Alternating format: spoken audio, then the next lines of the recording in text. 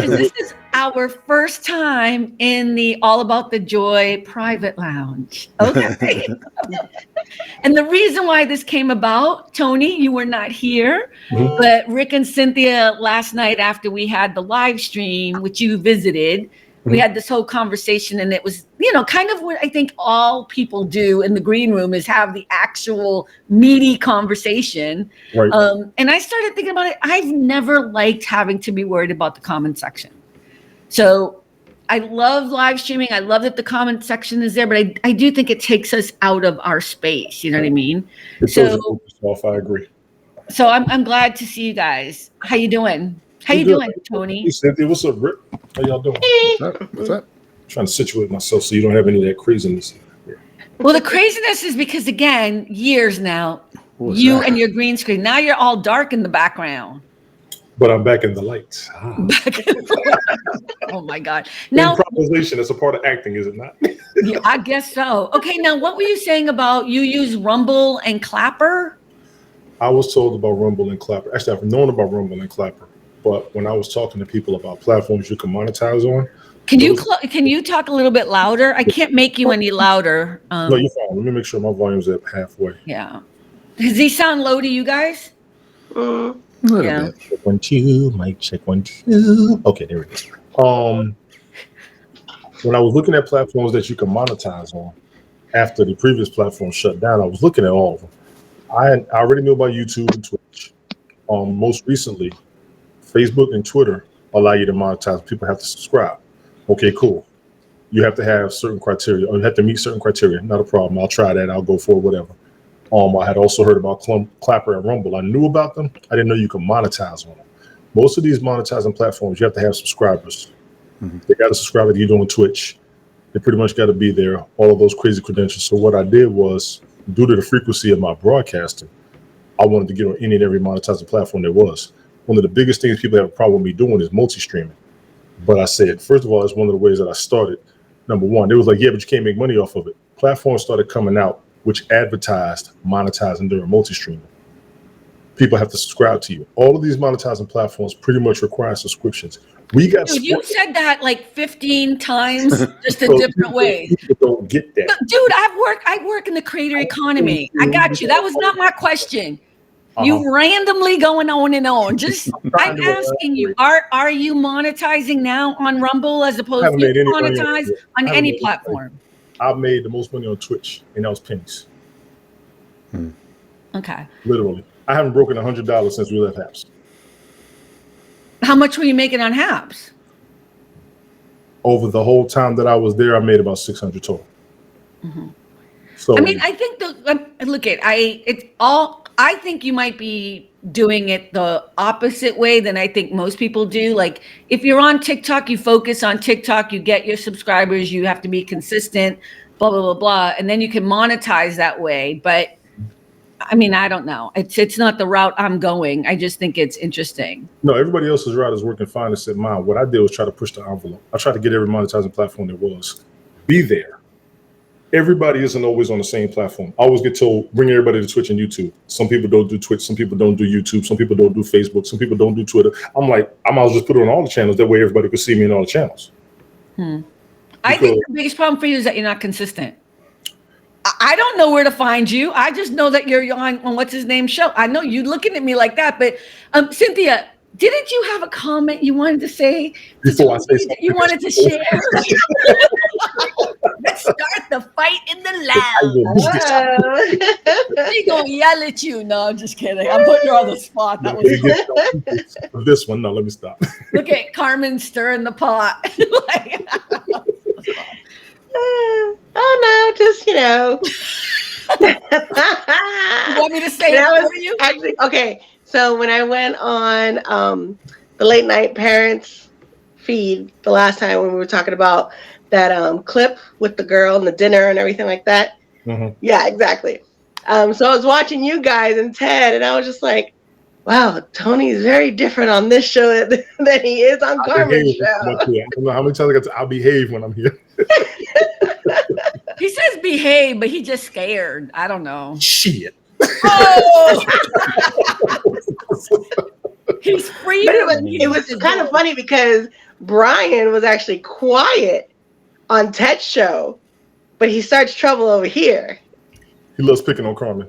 Mhm. Make it clear, he loves picking on Carmen. I don't know why. I but he think does. he loves picking on Carmen, and Carmen isn't paying really much attention to it. But okay, I accidentally blocked him, I guess, yesterday or something, and I don't know if I unblocked him now. I didn't mean to. It was we had some horrible person on our stream, and I went to block them. I guess I blocked 2 people, and he was the one underneath. But he Was it came back last on week? the YouTube. What? The stream last week or yesterday? Last night. Yesterday. Yeah, yesterday. Yeah, I don't know who it was. They said something nasty about Rick, so I blocked them. But when I blocked them, I guess the person underneath also got blocked, and it was What was the him. name? What was the name? Rick? Peter something. Oh, we're not going. We can send it to you, Peter something, or what they said was kind of just out of the random blue nasty though. But Yeah, it's it was okay. bad. It was It really, sounded like it was like a kid, the way that they were talking. Probably. Yeah. Look at Tony. I know what Tony's thinking. No, I'm trying to figure out because we always got some joker that wants to come in and mess with our broadcast all the time. I've noticed a pattern with some of the trolls. I've had a bunch of them when I was on Glick's show. One came on mine on my fantasy football broadcast the other morning. I think one popped up on Ted's show. Yeah. There's a pattern that I see that Rick will be very familiar with. I'm not going to say it on camera so they don't know that I know what the hell they're doing. And when I find them, I promise you, I'm going to stomp you in the head and I'm going to beat you like your daddy should have. I can't wait. Stop being a Don't even, you know what? I think you need to just let it go. Okay, I'm sorry. I'm No. all about the joy. No. You're in the lounge now, so you can drink, you can floss. No, you cannot floss. No. Look at I feel bad for people. You know, we've had this conversation before, but I think at some point you say what you say, you move through that, and if they keep, I know this sounds weird, but it's not only that I feel sorry for them, but I'm also like, if that's all you got going on in your life, you looking to be mean to somebody, I don't know what to say. Like, can you imagine you wake up looking and angry to find some, what are you doing? I'm just saying, imagine that's what you do every day. Like, I hate that angst. I want to say this because you know You how guys don't hear that dog? No. Oh, now I did a little bit. Go ahead anyway. I have to say this because of how much I'm around live streamers, broadcasters, and all that over the past 3 years. These people doing it on purpose. Ain't nothing wrong with them. A lot of what I was telling people before, what COVID did, more than just make people stay home, was give negative people nothing else to do. So they went online and now they're doing it there. So there's a lot of negative people out here. And I'm going to say it again. I notice a pattern. I think I know who you are. You change your name. But here's the thing. Here's my thing. I think blaming it on COVID is too easy. No. You could. We in the lounge, baby. You could do whatever you want. Here's my thing. See, I don't even know. Oh yeah, I guess it says it's live there. I'm just trying to understand how this works when I'm not actually live. You know what I mean? I'm like, it's not even recording, but I guess this whole season of your broadcast, you should take as a practice run like I do with mine. Because as you're learning everything and you're seeing it, next time you're going to do so much better. What do you mean? Because you notice and pick and all this. And, oh my gosh, and look at this. Here's what I was going to say. I think blaming it on COVID is giving people an easy out. This has been happening since we've had access to the internet or the interwebs or whatever. People can be anonymous and people become anonymous and then they show their worst nasty selves, you know? When they're lonely, or you're correct. They're just miserable. Exactly. Yeah. And here's the thing, like so I mean, I didn't think we were going to talk about this, but we're just going to go with whatever. What is the accomplishment? Like the person that said whatever they said, and it was a random thing that they said. It was something very gross. Like, I don't even remember, but I remember being like, I didn't even react to it. I just deleted it because I was like, that's just nasty. It was just nasty. And like, what was the purpose? To do what exactly? To get a reaction. You know what I mean? Like, it's all about to get a reaction. They feed off of your reaction. It is literally feeding the beast when you react to it. but we didn't. We just deleted it. Although now we're having a conversation about it. So maybe they're winning. I don't know. Winning. I don't know. I was on a broadcast with Glick. Somebody typed, "We was Kangs" in the chat. We was what? We was Kangs. Matter of fact, Y'all go ahead and Google it real quick. I'm not Googling it, but just go ahead. I don't know what that is. We, and then was WUZ, and then Kangs KANGZ. Okay, just tell us what it is. I'm not Googling it. It's an Asian term that's racist against black people. Oh. Oh, see, I didn't even know that. That's I'm just trying to tell you to Google it. You get it from Why me? am I going to Google it? I don't want that stuff in my. When you Well- Google stuff, all that stuff comes to you. I'm not going to Google crap. That's fair point. And thank you, Carmen. That's why we're all about the truth. I do learn from you. I always say, I know you learn from me every day. I don't know why you just don't believe that. You know? Make me fight with you all the time. Just, oh, you just like anything I say. you. It's who you are. Oh my God. Rick's like, I ain't even going to get in this conversation. But anyway, so here's the question. I don't want to talk about other shows you're on or whatever either. Not to be rude. I just don't want to accidentally be promoting people. But here's my thing. Like, what did you do about it when you saw that? All you could do is block them. Now, here's what's crazy. I did block them. They came back under another name. I blocked 9 different accounts in 5 minutes. Oh, so they're following you. No, they just did it on that broadcast. Oh, on different things that you're on? Different email accounts, yes. People got that much time on their hands. Just keep blocking them. It's like the spam calls. I get like so many that I had to keep blocking and deleting, and I don't get that many anymore, but my husband still gets them. I'm like, just block it. Keep blocking every number they call. Text ones. Have you guys been getting the text ones, the spammy text things? I'm like, hey, April, you still going out tonight? Then when you respond, they're like, oh, I'm sorry. So what's your name? What you really do? Don't respond to them. Yeah. I don't respond to. I don't. So my phone is blocked. Like unless you have my number. Like even when I call, it's going to be a blocked number unless I have the code in. So I'm really shocked that some people have my number and I'm getting spam stuff. You will be a list They of find people ways. they can still find you. Or they just randomly put a number in and see what happens too.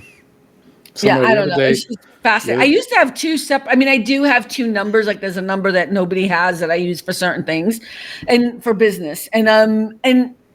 But the other number I used to have was the number I would always get the spam calls on. And now it's like, because I've gotten rid of that one, everyone's migrating. And I'm like, only my banks and lawyers have had this number. You know what I mean? And my friends. Sign the agreement to it, your bank can give your number out to third parties. Yeah, no, I know. But you can't get away with it from social media at this point. I mean, it's just everything is online, you know what I mean? So, but this isn't what I wanted to talk about. But it doesn't matter. It's all good. It's all good, you know. But what? I'm gonna buy you a mic. If I buy you a mic, will you use it? I think you need a mic. I don't think you realize how badly you need a mic. I don't realize how low my voice is, but I know why I'm keeping it down. So I do hear what you're saying. I'm trying to raise it up a little bit, but I understand where you're coming from. Rick's just like, this is the most boring lounge evening. No. That is Rick's face the whole time I've known him when he's broadcasting. I know. I'm Mr. Spock, emotionless. Unless he's singing with his eyes closed, that's all he does. No. Well, can we talk about relationships? Since we do have you here and we don't have comments going on. Always. Well, yesterday we were talking about men and their hands, you know, having their nails painted. If I gave you $100, would you paint your nails? No. Okay, you know what I was thinking about? Rick said no too. You know what's so weird? $100 to paint your nails. You know it comes off, right? Yes. You know it comes off. Like you can take it off in a day. Mm-hmm. You still wouldn't do it. No. How do you feel about men who paint their nails? That's on them. It's actually a trend now where guys are doing it now. Take me. I've got a nail that's split. I could use like the nail hardener and all that on there. I've done that a couple of times, but I'm not going to walk around with diamonds, zirconias, gold, platinum, whatever on my nails. I'm not going to walk around with tips. I'm not going to stand up under there with the Asian lady. I'm not doing that. No, I don't. And honestly, Carmen, I'll be honest with you. For me specifically, I'm an aircraft mechanic. I can't walk around with that craziness because it's going to get messed up any damn way. I would think that'd be more of a reason why you would go get your nails done. Not to get them painted, but I would think you'd want like a nice manicure, pedicure after working so hard. See? I'm just saying. We were just talking about it yesterday, and afterwards I was thinking, like, Rick, of course you would paint your nails and take the $100. You could paint them and then an hour later take them off. It wasn't like a tattoo. We understand the hustle, but some things we just won't do. Now, take another. Wait. Is it because it's not manly? Yes. I had a friend in New York. She said, "If I pay for it, will you do it? Will you go with us and do a mani-pedi?" I said, "No." I did do that with my wife. I did go once with my wife. Oh, with your wife, Esther. I'm gonna let Cynthia. We went, and I'm not gonna lie to you.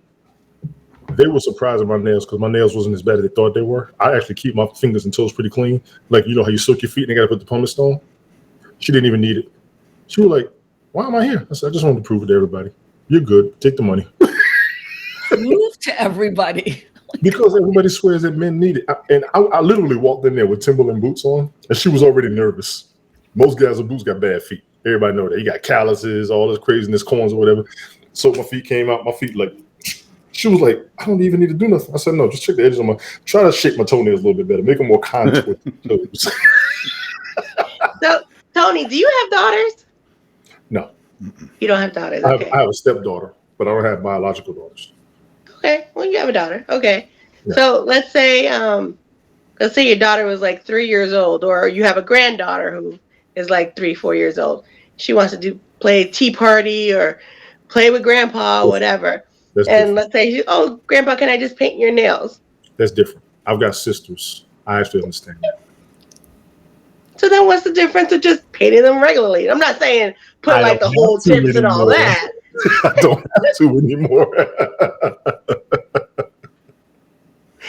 You still want to do it?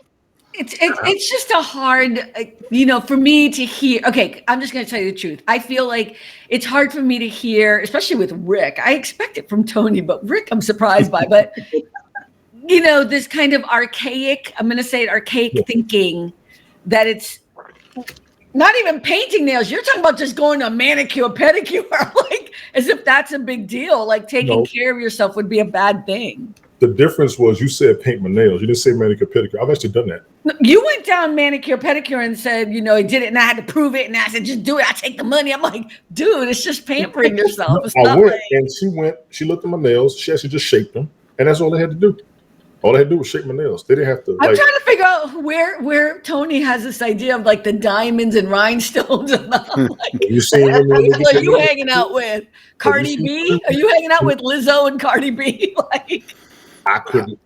I don't understand the people that have nails like out to here, like their claws. Yeah, Like, how do you grab anything? I'm like, I knew a woman like that, and we worked at the dog track. We used to take the tickets. She had those long nails that were curtain. She was still taking tickets. She used the fingertips. You had to hold them up like that. I was like this. She was gorgeous. I think it's kind of sexy to see a guy paint his nails. I'm totally into it. I'm all right with it. It just means he takes care of himself, and it's a different way to express himself. It doesn't bother me. I also like there's a guy on I don't know, it's a new shit. It's like it's MSNBC or whatever, and I'm positive that he's gay because he talks about his husband all the time, whatever. But he wears a that's pearl a pretty necklace. good clue. What? That's a pretty good clue. That's a pretty good clue. Well, the reason why I'm saying is because I know, like, he wears like the Harry Styles wears a pearl necklace around, and I'm like, that looks so sexy to me because it's such a weird, like, it's messing with the stereotype of what pearls. Like, I've always hated pearls, right? Because it reminds me of like the 1950s, Leave It to Beaver, white women with the bouffant hairdo with the pearls. Yeah. And then there's like a man who's gay who's wearing, has his nails painted, whatever. And it's just like a weird twist on it. And I love it, I don't think every man could wear pull off pearls. No. Or they're no, absolutely not. You've got to be you know what it is like though, Cynthia? It reminds me of when men would not wear a pink shirt. You're Some right. men cannot pull that off, but the men who can. I think you have to be, and I'm gonna say this, you have to be like a real man to be able to pull off some of this shit. You can pull all of it off. It's just a matter of whether or not you want to. We can all pull all of it off. No, you can't because you resist it. I don't want to. Yeah, I know. That's what I'm saying. So you can't pull it Do off. it. I could walk around. Doing it is not pulling it off. That's what. Look, it's kind of like the same thing with me. We all have these things. It's a style thing. It's a fashion thing. Like, no matter what, I'm not going to be able to walk around with a bustier with my boobs hanging out like this because it's not me. I could do it. I got the cleavage to do it. It's just not my style. I didn't know that. Do you know what I'm saying? I didn't know that.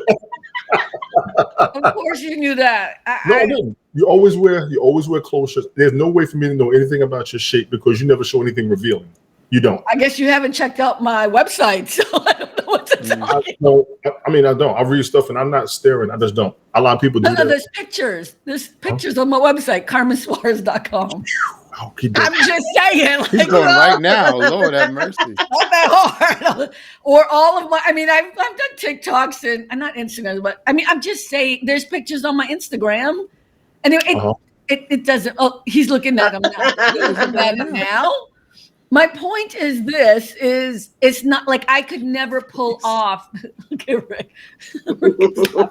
I could never pull off a certain, like, Cynthia, have you ever seen me? It's time to get in trouble. Ay caramba. What? What did he just say? Said ay caramba. Oh my God. That's the first time you've seen my website? Are you kidding me? I haven't gone through the gallery. What I did do was go through some of the stuff. I haven't gone through the gallery. I didn't go through the gallery. I'll read the blogs and everything. A lot of times we do articles and stuff, and even when I look at some of the old broadcasts we do, I listen to it. It's like I do my own. No, it's fine. But my point, it wasn't for you to go look at my website, but my point is Cynthia, have you ever seen me in a flower dress? God, no. I would, like, if I wear lace, you would be like, Carmen looks so uncomfortable. It's just not me. So when I say that, no, you couldn't just put on a pink shirt and do your nails and pull it off. Probably not, because it's not your style. It's not who you is. It just threw me off. No, I can't do it. Just threw me off. Look at like your face. Like, if somebody wanted to pay me $100 to wear a flowery dress or bustier, I'll do it. So if you guys want to give me $100, I'll do it. Like, totally in. You know what I mean? Like, she keep opening these doors. I'm sitting here trying to. You want to give me money? I'm fine with that. No. When I was in the choir at church, sometimes they'd have special things, and they'd want everybody to wear the same color, basically. And then one year they picked pink. I was like, ugh. Exactly. All right. Pink is beautiful. And on your skin color, it would look so good. Pink doesn't look good on white people. That's the irony. I don't mean to be rude. Not all white people, but like pale doesn't look good, you know? But I was surprised to see a woman, like Irish woman with red hair, wearing a red shirt, and she looked fabulous. Like, I would have been like, ooh, someone with red hair cannot wear a red shirt, but I was totally, see, you got to be able to pull it off. You know what I mean? It's the shade of red hair. I think you're right. Yeah. Irish women with red hair. That's why that movie was doing so good. What's the name of that movie? The Disney movie. Brave. Yeah. What is it? Brave. Cynthia knows every. Yeah, anything about Disney, she knows. Disney. She is the Disney. You can talk Marvel with her. She's not a Marvel person, though, right? You're not. You know everything Disney. I am a little bit. Who's your favorite Marvel character? And Disney owns Marvel, by the way. Just yeah, I know, but that's not what she's talking about when she talks about Disney. That's why Disney just bought Marvel, by the way. So, okay, so who's your favorite Marvel character, Cynthia? And what's his mother's name? No, I'm just kidding. Or hers. I'm testing her. Who's your favorite Marvel character? See, that's too long. What's your favorite Disney character? There's a bunch of characters. What's your favorite Disney? See? I'm just saying she had to think about Marvel. Rick, what's your favorite Marvel character? I like characters that have like a lot of inner conflict. I said, which one is your favorite Marvel character? I'm trying to explain my reasons why I liked it. Wolverine. Okay. Because he wants to be good, but he also has his nature that he has to constantly fight. I like characters like that. Okay, let's talk about Wolverine for a moment since we're talking about men. Now, he just got divorced from his lovely wife that he's been married to since he was in high school. Did you guys know that? Hugh Jackman? You both don't know that? No, I didn't know that. Okay, wait. And the best part of course, too. Okay, wait. What did you say, Cynthia? They just got divorced like 2 months ago. Just got divorced, and she signed a non-disclosure agreement for like $100 million, so that she will not talk about anything about their marriage or him. I forget what the amount was. So everybody is speculating about Wolverine, and everyone's been speculating about him for a long time. But he hasn't come out to say anything, but he is writing a book. Speculating about what? Really? Yes. Cynthia, do you know what I mean by what they're speculating about? Do you guys have any idea? I mean, is he gay? Is he child trafficking? They think that he's gay. No, child fucking That's the biggest thing in the news. crazy Like, people. No, not Tony got a list of this. like going on the Trump list of crap. No, that he's gay. Everyone thinks that he's probably gay. Why? Just because he does plays and like dances well and I haven't seen him do anything along the lines for me to think that. That's why I'm shocked. Some people. I didn't say. Wait. I didn't say he is. I said that's what everyone is speculating about. And Rick, you said why? Because he does plays and sings on Broadway and dances. Yes, that's exactly why. Because we have stereotypes like painting our nails or wearing pink. We have stereotypes in our heads of what we think a real man is. You know what I mean? We've been indoctrinated in those ways would be more, I think, of what you're saying. You're correct with that. We have been indoctrinated in those ways. And it's wrong. I mean, if he did come out, I mean, I don't care. The man is fine. It's not like if he's straight or gay, like I got a shot anyway. So it's like, I'm just saying, he won't be who he is.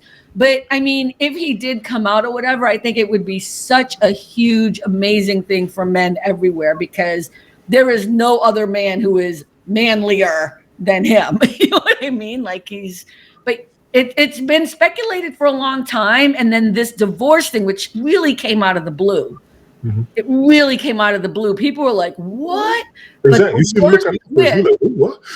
Yeah, the worst twist of it was that she signed a non-disclosure, which is a weird thing for everyone to also announce about. But he's writing a book, and everyone. Isn't she older than him too?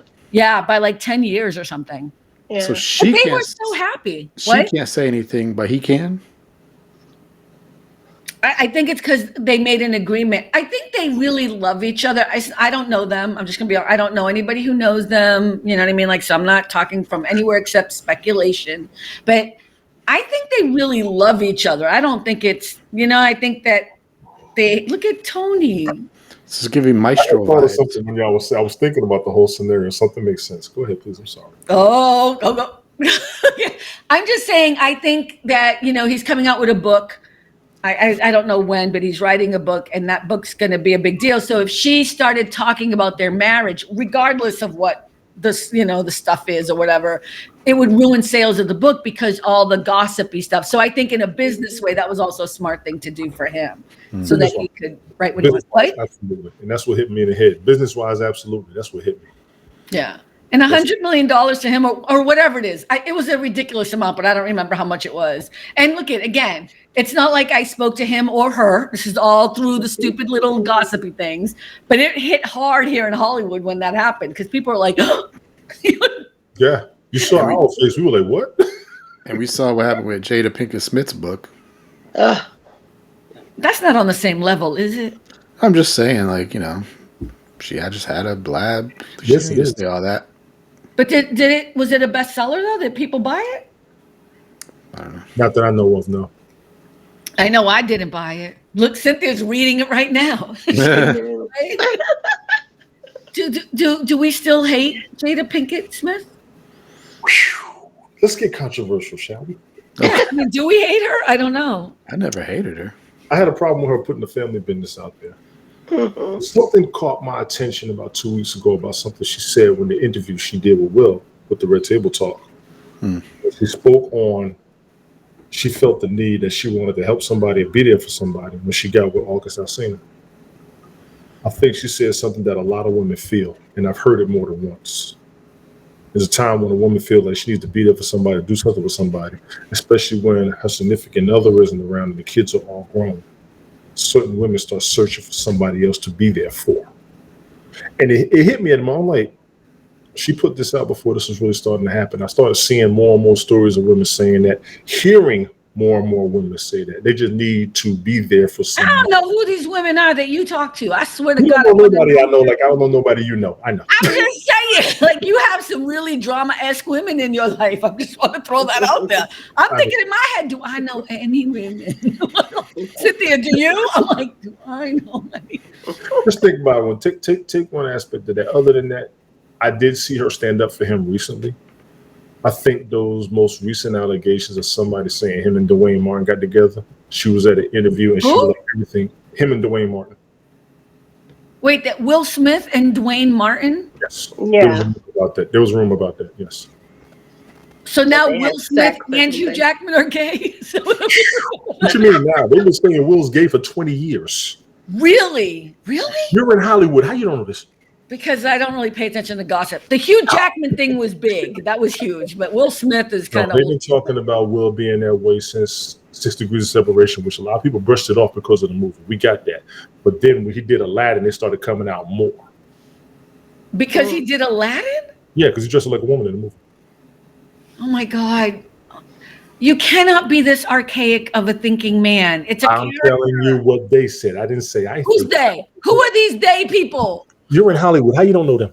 Because I'm telling you, that's all bullshit. That's what I'm trying to... You live in the world of gossipy people. That's exactly what Jada Pinkett said. So Jada's people told you and your Jada friends? Pinkett said it herself that all of these rumors were lies. She said that, I forgot what. Well, I don't know if they're lies. I'm not talking about Jada. I'm not talking about Jada. You said he was wearing an Aladdin costume and that's why you thought he was gay. When he was in the movie Aladdin, the first set of rumors that came out about him was after 6 Degrees of Separation. The second set came out for real after the movie Aladdin when he was in there. He did that one scene when he was dancing. He dressed up like a 1 foot. No, it was, excuse me, I'm sorry. Wild Wild West. Wild Wild West when he did that. No, it's Wild Wild West. Yes. So okay, I just want you to hear how it sounds from my point of view. Sure. I want you to be brilliant. And right now you sound silly, okay? When you are a character in a film, you play the character. And if you do it well, people believe you. I didn't say I believed that. I said this is what I'm seeing and hearing. Okay, wait, Cynthia and Rick, have you guys heard that Will Smith might have relations with other men? I did hear that. But then again, but hold on.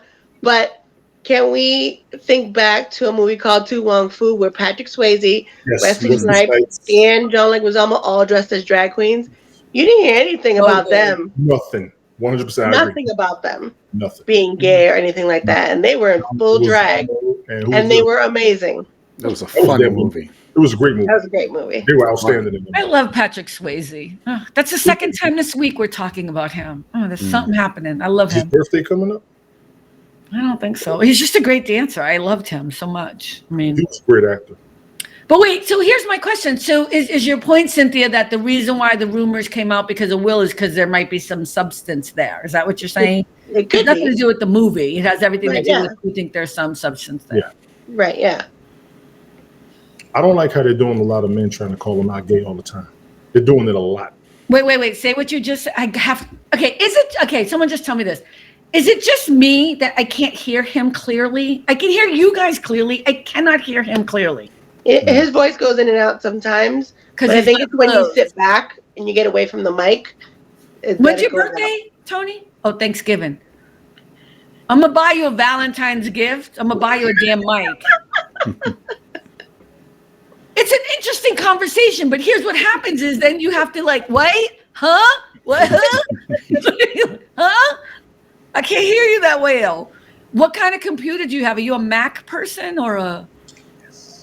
What? Yes, he said yes. I'm whispering on purpose. I'm sorry. Lord. I'm going to get you a mic. But part of me also says, okay, let's suppose any of that is true. Who cares? Why is this news? I don't. Well, we're talking about it because archaic idea. I care because you guys have archaic ideas of what is this better? Painting your nails means. Is this better? I don't know. I don't know. We have to be in conversation. Hello. I'm annoyed with you now. You stay annoyed with me. I don't think it's better. It sounds the same. You sure it's working? I don't think it's in it. It sounds exactly the same. How about now? Same. Sounds the same to me. What's that other noise? That's my vibration from my That's your phone. Turn off your vibrator. You busy? You got to take your call. You didn't realize that the lounge was all about beating up Tony D. I fight back. I'm just saying, you didn't realize that that's why we set this all up. We've been planning it for weeks, and I just pretended I was like, time today. Gotti. Time today. Yes. Okay, so what else were we talking about yesterday? I don't want to talk about religion because that's going to get on my nerves.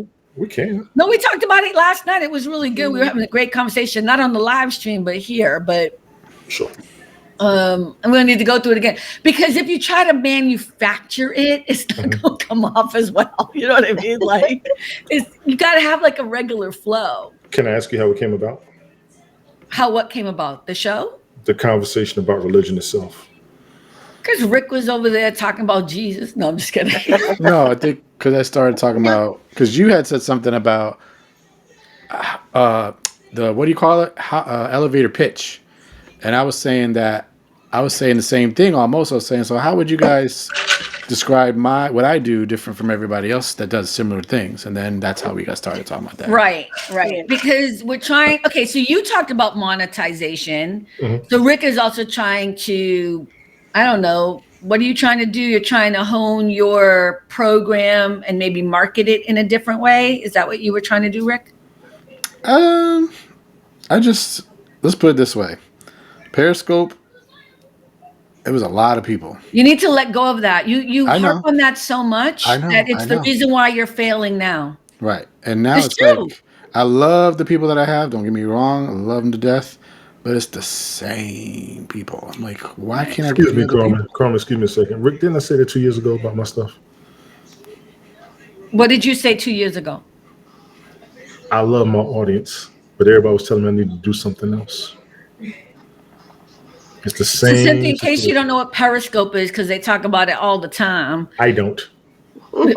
They were on Periscope. It was part of Twitter, and it was like a live streaming thing that like we do on Thursdays, but they was doing it all the time, and they had thousands and thousands of followers, and they all made all of them had thousands of thousands. Yes, they did. Yes, and so you know, I hate to say this, it's like, but here's the thing. When I was on HAPS, so Periscope closed down, and then they all moved over to HAPS, and for whatever reason, trying to find the blessings in it, I found my way to HAPS over the COVID period. I don't know how I did it, but I ended up. Somebody recommended it to you? Oh, that's right. That's right. One of my friends on Twitter. That's right. Because he broadcasts sunsets over there, whatever. Anyway, so I went to HAPS, and I was there. I think I wasn't even 3 months max. What? How long? 2 to 3 months max. Maybe 6 months. I think it was because I was in the beginning. It might have been 6 months. The toxicity. Cynthia, when I tell you. And wait, here's the best part.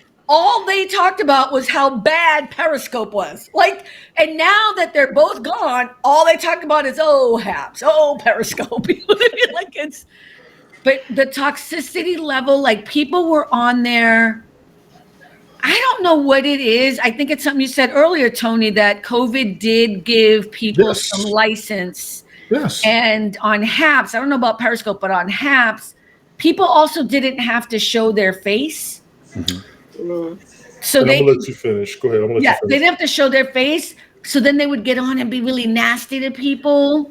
And like people would be like, I don't know, like they would have like emojis or whatever, but so it'd be like pulsating. I don't know, but these were the regular people all the time. And they would be like so mean to each other. It was crazy. And I there like, I think it was 6 months.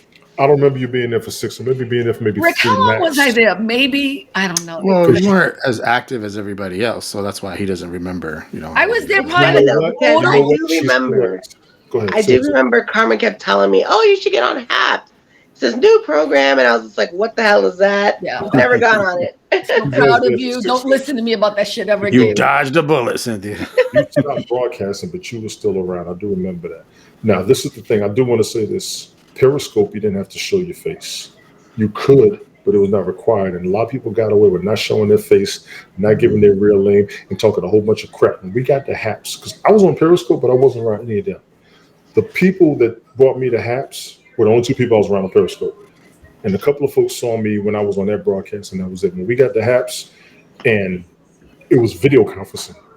There's a difference between audio chat and video conferencing with these apps. I always prefer the video conferencing because you at least show your face. Right. Some of these folks are still scared to show their face, and I promise you, I'm going to say this. I keep telling them, and nobody believes me. I don't even care no more because everybody tells me to get over haps. These jokers won't get over Periscope. I refuse to get over haps as long as they don't get over Periscope. And Periscope shut down before haps did. They all need to get over all of it and move the fuck on. We are moving on. Here's the crazy part, Carmen. Haps was not great. I know you think it was, but it was not great. For what I'm doing now, I started all of it there. I know, but what I'm saying is, it's like anything else. When a baby is born and then it turns on its belly and starts to crawl, we're all like, oh my God, you can crawl. But at some point, it needs to walk. We don't keep harping on like, remember though how great that crawl was? The crawl was amazing. No, you move the fuck on. You guys are so obsessed. We are. I am. And I had a ball. But you know what's so funny, Tony? What's that? You're remembering what you want to remember because all you did was complain all the time about. I did not complain about haps. No, I didn't. Go find it. Oh my God! I will give you $100 if you find me complaining on haps. Oh my God! I will give you $100 if you find me complaining on haps. Complaining on haps, you're gonna have to come up with $100. On complaining on haps or complaining about haps? Which one or both? Which is it? Carmen, complaining about when did I complain people about doing haps? this shit all the time. We'll be honest. When did I complain about haps?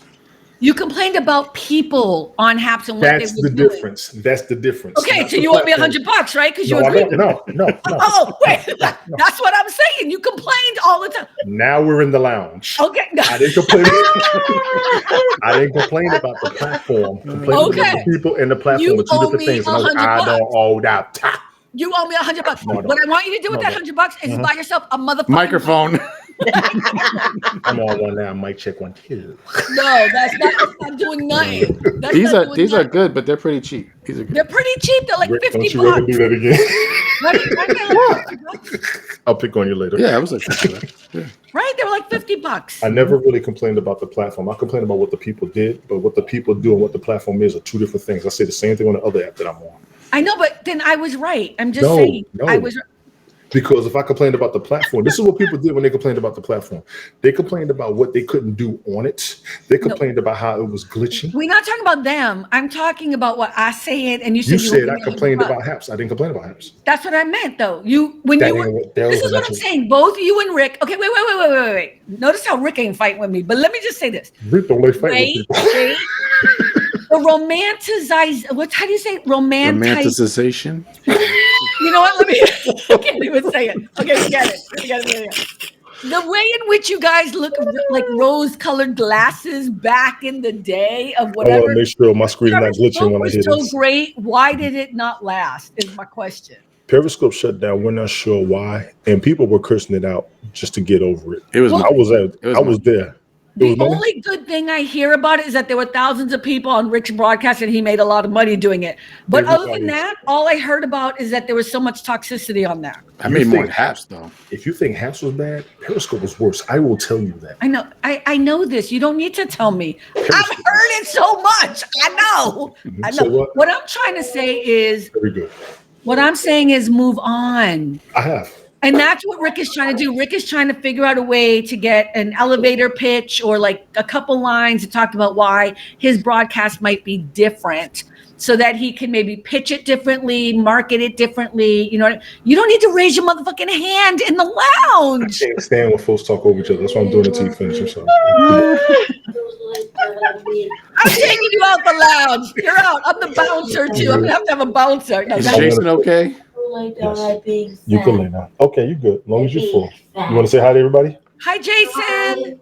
He says hi. He doesn't want to be on camera. He can't hear me because you have on your headset. I told him you all said hi. He said hi back. Did you hear him? I didn't hear what you just said. What? Roses are red, violets are blue. Oh my God. I don't know what in the world I'm gonna do with you. Did you hear what he said? Because I didn't hear. I heard the. You heard the poem. I heard the poem, but what did he say about Jason? He said that he told Jason that you said hi and that Jason said hi back. Oh, I didn't hear that at all. Because somebody needs a new motherfucking mic, but it's just me, whatever. Rick, the only thing I think that may be going on, and I got nothing against what you do. You know, I pop in every now and then when I can. Mm-hmm. Society's going anti-religious. That might be one of the problems. Okay, why? Honestly, that's not the problem. They're not anti-religious right now. That's not the problem. There's enough people who he could reach. Mm-hmm. I think what he's trying to do is he's reanalyzing and rethinking. Look, it's the same reason why I'm doing this, right? So Andrea and Cynthia and Rick all know that I'm trying to build a brand here. And so now I want to have like a private lounge because I think this conversation is much more fun without all the distractions or whatever. And this is what I've always wanted to do. And unfortunately for me, I mean, I am going to keep the live stream going because I think that's fun too. I was listening to too many people I don't even respect who kept telling me like, you got to have the live stream and you have to talk to the audience and you have to do this. And I'm like, it's not what I want to do. You know what I mean? Right. So the live stream is great and fun, and we're going to keep doing it. But I've also added Carmen Talk, which is just for my podcast listeners, which is just like TED Talk. And it's just once a week, and it's just under 20 minutes. And it's just kind of more from my blog post. Mm-hmm. So that's something I'm doing so I can get my own voice out there on things that I want to talk about. And now I think this kind of private lounge is going to add to the ability to not just do something for us to have a conversation, but also to turn around and have interviews with people who I can't tell you how many people want to be on the show and want to do the podcast. But the minute I say it's a live stream, they're like, a what? So you have a live stream broadcast and you have a private lounge. Absolutely. Right. That's how you expand yourself. Yeah. Right. So that's what I'm trying to do. I want to build a brand. So I think reanalyzing, even for you as well, Tony, like, you know, I understand that you're trying to put yourself on all these different, you know, places or whatever, but instead of trying to game the system, why not learn it is my question. Learn the creator economy. And then, like, if you want to make a living, I mean, what is your ultimate goal? Tell me what your ultimate goal is. Do me a favor. Say what you just said at the beginning again. It actually clicked something. Something you said before, the creator economy. I said learn the creator economy instead of trying to game it. Like, you all keep trying to game the system instead of just trying to learn what the creator. Look, let me explain it this way. Mm-hmm. I don't know who I explained this to the other day, but it was probably Cynthia, right? Last night? Yeah, yesterday. Let me explain it to you this way because I don't think people understand this. People fucking haps don't understand this, okay? You're going to get off me in haps. I don't care. I'm going to tell you. Because what I'm going to explain to you right now, you're going to understand it. And I think Rick understands what I'm about to say because I talked about it last night. And it's only because I'm in both worlds. Right. So, and I was in the creator economy, but now I'm trying to get in that world. So there's Hollywood. We understand Hollywood, right? There are actors, there are films, there's advertising, there's agents. We get it. There are award shows. Exponential number of people behind the scenes. Yes. We also put Broadway in kind of the Hollywood world, right? We all understand that. The creator economy is not the same as Hollywood. It is a different entity. It is your YouTube people, your Mr. Beasts, your Gary V's, your, I don't know, Mama Tots on TikTok or Terry Kane or Kane? K. Yeah. I mean, it's all of the stars that are on, you know, there are other ones. I don't know. There are a whole bunch of other stars on YouTube and TikTok and Instagram, all the influencers. That's the creator economy. Mm-hmm. Right? I used to be the producer of a podcast called The Creator Economy. And the reason why I took that job and I did it as a consultant was so that I could learn about how the creator economy works. So you was a producer?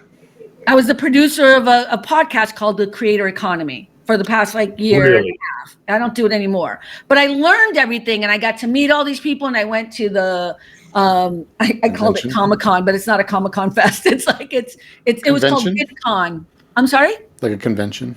It's VidCon, and it's every year. They have it in 3 different places. They had it here in Anaheim, right near Disney. But my whole point is when you start to learn how the creator economy works, you start trying to work in it instead of trying to game it. And I feel like people at HAPS, you know, and I'm not going to mention names because this is going to be broadcast, but there are people at HAPS who are confused as to how the creator economy works. And I think that's why Haps kind of failed, by the way, just on the business end of it.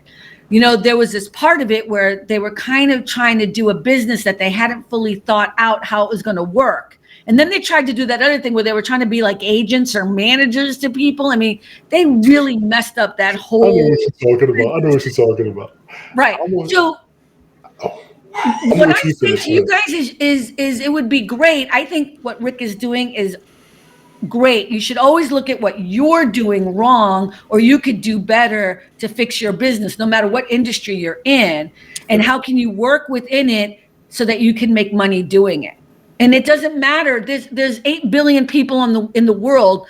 I'm positive there's enough people in the world that will pay him so he can make a living being what he's doing, because what he's doing is a nice, good thing that people in that world like. Agreed. Praying.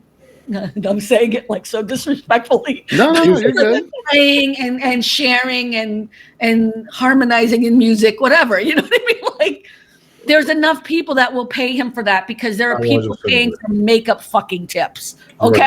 Right. Like, see, here's my thing. When you look at a lot of things on Haps, when you first got over there were only a few people who were serious about broadcasting. The rest of us were hanging out. That's why I think you got a bad image at first. Around the end, a couple of us was trying to get more serious on broadcast and live streaming. We actually looked at try to do something with it. I'm very guilty of that myself. When you say game it instead of learning it, I kind of want to give you that. I never tried to dig into learning it. I just tried to work it. So I got to give you that one. I did, and I know you won't do that. And I don't think that's a bad thing. I think that's how, you have to step in. I mean, that's why I love Gary Vee. Just get in there and do it. But at some point, if what you're doing isn't working the way you want it to, get up and try something else. Like instead, what people did was they just keep complaining about it, right? Or they keep talking about and you're adding to the badness of it, right? So not you, but I'm just saying, it's kind of that weird chicken egg thing. If you're not progressing, then you're upset about it, but you're upset about it so you can't learn it so that you can move forward and get better at it. You're not wrong. I'm sorry, what? I can't wait. Hold on. Let me get that recorded. Go ahead. What? My mic is broke. I'm just saying. Look at this. Don't be trying to do the TLC on me. And when I first joined Haps, I didn't talk to nobody. I just did my thing like I was doing over in Periscope. I didn't talk to nobody. But then after a while, I started to go in people's Haps and whatever and start talking to them. And even Carmen, I remember you at one point was there and said, "Oh, you don't really know these people?" I was like, "Not really. I just only started talking to these people." Because they were mostly cray anyway. So it was just a different community. Cynthia, you. Mm-hmm. Oh yeah, I mean, I experienced it that time just watching that. The episode. one situation, yeah, I know. Yeah. Well, that was the whole kind of same thing that was happening on a regular basis. You were there, Tony. Yeah, on a regular. That was a stable version of me. You haven't seen me go off for real yet. We're not. The lounge is to share whatever we want to share. But it's going to be publicized. I do not want to go down that road again. But that, you know what? But that's kind of when I realized, I really feel so bad because there's that much animosity and jealousy and anger. Okay, here's the thing I'm just going to be straight up. We're going to be straight up. The thing I didn't like about Haps was the pretend support that people had for each other. But actually, people did not have support for each other, right? But you would all do that. You would all say that. But the truth was people were jealous of other people. People were putting down other people. I heard about that one. Yeah. No, but you know what I'm saying, right? People were criticizing. So there are people who would smoke pot or drink while they were on the show or whatever, right? And people you're talking about people at 1:00 in the morning, talking kind of like a lounge thing, but for hours. And Cynthia, it was hours. People on there for 4 or 5 hours. Crazy. Easy. Drunk out of their mind, blah, blah, blah. I've never been on any platform that was as toxic as Haps. Sorry to say, but it's true. I felt so bad. And then there were people, and I love Ted with all my heart, but I had a one-on-one with him. And I'm like, if you are going to be this person, I don't want to talk to you either. Like, I'm done. Because Ted was one of those people who never he's looking at me. Tony's like, what do you mean? Ted is a god. But Ted never intervened in anything, right? So I'm kind of one of these people like, Cynthia, if somebody's harming you, I'm going to protect you because I need you to be protected because you're my friend, right? And here we are. We're always saying we're friends and we're supporting each other, whatever. But then someone's dissing you over and over and over again. And I'm like, not only am I not doing anything, I'm in the room watching it. So I'm giving it views, right? Yeah. Habs was very toxic. And I think, yes, I might have a very negative viewpoint of it because I don't love that energy and it's not who I am. And then I have to put my street self out there when people try to mess with my people or with me. That's not who I am on a regular basis, but don't fuck with my people. You know what I mean? And don't try to fuck with me. But that kind of, look at Tony's like ignoring everything. I'm sorry. And I think you honestly were trying to do something professional, serious, but then all these knuckleheads come in. I was trying to interview. Mess it up. Yeah, I was trying to do what I'm doing now. I was trying to interview people, get to like my whole idea was life. I'm sorry. Life. That happens in life in general. Like whether you're on any type of social media or not, that happens in life. People are always jealous of anything that you might do that, you know, that's better than them or they think is better than them. That's just life. The difference was this was think about being in a building, like a bar. You're in a bar in a community of people, like in a school or something. So it was a very closed, tight-knit group of people. You know what I mean? And it was so weird. Even when you tried to get away, they would still try to get in touch with you to get you back in. Mm-hmm. It was really weird. It was a weird time. And I stayed for as long as I could. And I made a lot of mistakes because I trusted way too many people. I really did. And I learned my lesson the hard way, right? Because you're always learning. That's what you're saying. Like, you always got to learn. Mm-hmm. But that's why when they talk about Haps or Periscope, I'm like, move on. Because y'all remembering Rose. It's like Teresa. No offense. But you know what I mean? Like, I'm sorry, I shouldn't have said her name, but it's just so funny because, you know, the way we grew up, like, I grew up in a household where there were roaches. I'm just going to say it straight up, right? We grew up poor, right? But if you talk to other people in the same neighborhood, right, and you say, remember though, we had like roaches, and here in California, it's a very different ball game. Roaches in the East Coast, they're really little, and that's why we were talking about them, right? And this woman goes, "What are you talking about? There were no roaches on our street." I was like, "What?" Like, just the kind of you forget.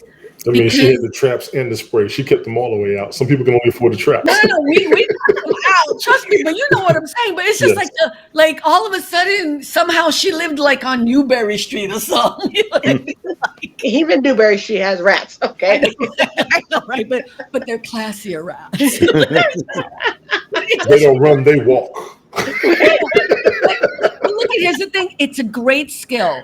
It is a great skill to be able to remember the good things and not the bad things. And that is an excellent thing, by the way, because too many people harp on the negative and keep it there. And that's part of the problem with some of the people that are still hanging on. But I think you're right. You need to have, both of you, Rick and Tony, need to get a bigger group of people watching your shows and enjoying you that are not the same people.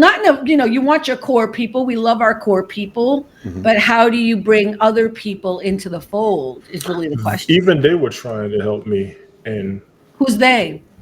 The people that were supporting me.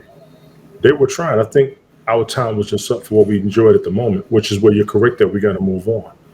And that's one of the things I used to say. I had to think of something different. I had to think of something more original. I had to try and do something else if I wanted to do this seriously. And that's how I was going to put 2 or 3 years in. It's been 2.5 years I've been working on it. What's your goal? Do you know what your end goal is? I wanted to have a steady podcast. I did. I wanted to have a large audience. I wanted to have a weekly show. I wanted to monetize on it. I did. Now, drawing an audience isn't so easy. I remember you and I talked about this almost 2 years ago. I said, drawing an audience isn't easy. And you had a lot of suggestions. I'm like, I tried it. It's not working. I tried it. It's not working. You're like, you're so big an excuse. I said, no. And so when you started, I started watching you. And you know what you did? You've had more guests than me.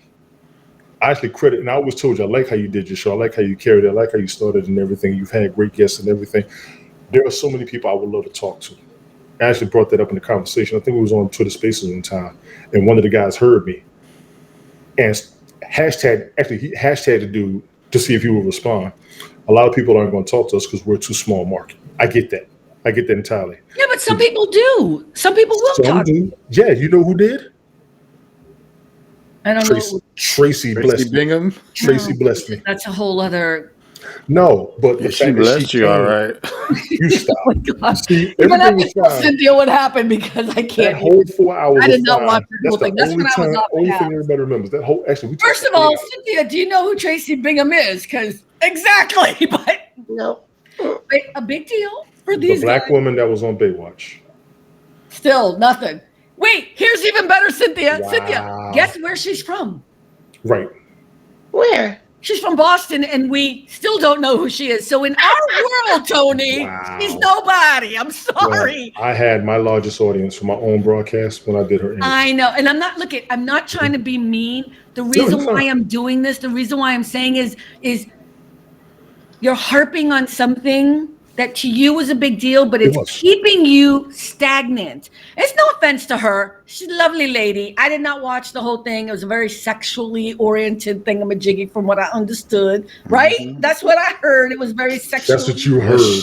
Okay, I did not watch it, but I heard her titty came out or something. You had a nip slip. She sure did. I'm just saying that's not my kind of thing. 8 hours of talking to that woman. That's all everybody remembers. I need a new audience. How could you not if that's what... If I showed my titty right now, you think anyone's going to remember me? Okay, Janet Jackson. Like, what are you talking about? Like, because it's not a big deal. I did Carmen, go grab the bustier. I did try to have I had a decent conversation with her. I let her talk to everybody in the audience. She was open to answering questions. We had a good time. It was a great conversation. And I didn't want to do an interview. I wanted a conversation. I told her that at the beginning, and she was so game with it. It was fun. And I had most of the people that I knew on that platform were right there supporting me. That's what I can't forget. That's what I can't let go. I'll be honest about that. And it's been almost 2 years now. I'm going to have to. But I will always admit that motivated and propelled me so hard to want to do more, to want to be better. So then why are you not doing it then? I am doing it. I've been broadcasting since. I know. And they're still supporting you? Excuse me? Are they still supporting you? Minimal. Less than 1% of the people who were there for me before. It's not fair. Wait, he's leaving out the important part. Again, that was on that platform. That was we're all in the same building. So the show in the moment was him interviewing this woman that was on Baywatch. And I'm not going to be rude about it. Like, I'm not saying she's nobody or whatever. The reason why I put it that way is because I want you to bring it down a notch so that you can see over the hilltop you've made of her. So yes, everyone came in and watched you interview her, but that was because she was a new star person and also ridiculously gorgeous and sexy and like that sells shit. You know what I mean? That's not to take anything away from you, but if you're going to be a great host, if you're going to be a great podcaster or whatever, it's not about you.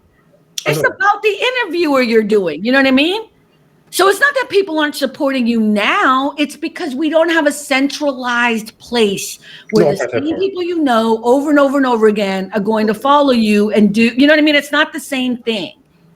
So that's why I'm saying, why don't you do whatever you want to do, but try to focus on one thing. If you want to be a great interviewer and you want to interview people, interview anybody who will be on your show and do it consistently, do it every week. Interview Cynthia, interview me, interview Rick. And that's how you get it going. Mm-hmm. I mean, I've been interviewing a lot of my friends and then I had other people who asked to be on the show who I didn't really know. I have other people who want to come on the show, a little hesitant of the live stream. So now I'm trying to mold it into something like, we'll do like a lounge so that it isn't a live stream. And then I'll just do the audio for them on the podcast. That's fair. You'll be coming up on a year that you started, right? No, I started in March. Oh yeah, I guess in March it'll be right. Mm-hmm. April. I was thinking April, May. April. I think it was April. But that's what I'm trying to say is just, and look at, I'm not worried. I'm not looking to get a lot of, and I think to Rick's dismay, but I'm not worried about getting a whole bunch of followers, and I'm not worried about Right. getting a bunch of likes or whatever. I'm trying to build a brand because what I want to do is get a book deal, and I want to do speaking events. You know what I mean? Like I'm trying to do a whole other thing. I'm not You worried got a about whole separate agenda from what a lot of us are doing because yeah, you're going I big. don't really, I'm not really obsessed. And the Carmen talk are going as part of the chapters in my book. See, I got a little, that's what I'm trying to do. You've always had a plan. Absolutely. You always had a plan. So that's what, and look, it may not work, but I'm having fun doing it. Yeah. I'm having a great time doing it. And do you listen to Gary Vee? No. Oh my God. Yeah, you should. You should listen to Gary Vee. Who was Gary Vee? Oh my God, Lord Jesus. I don't even know how to help you. I'm not the only one. You got to call it Yeah, on did I Jesus. send you? I sent you today, though, like 3 of them. Yeah, I did watch those. You Is don't he a know? motivational speaker? Is he a motivational? He seems like he's a motivational speaker, I but wonder Can if that's the be. same dude that Michael Bathurst was telling me about. He used to play in the mornings. I'm positive Michael Bathurst does not listen to Gary Vee. Okay.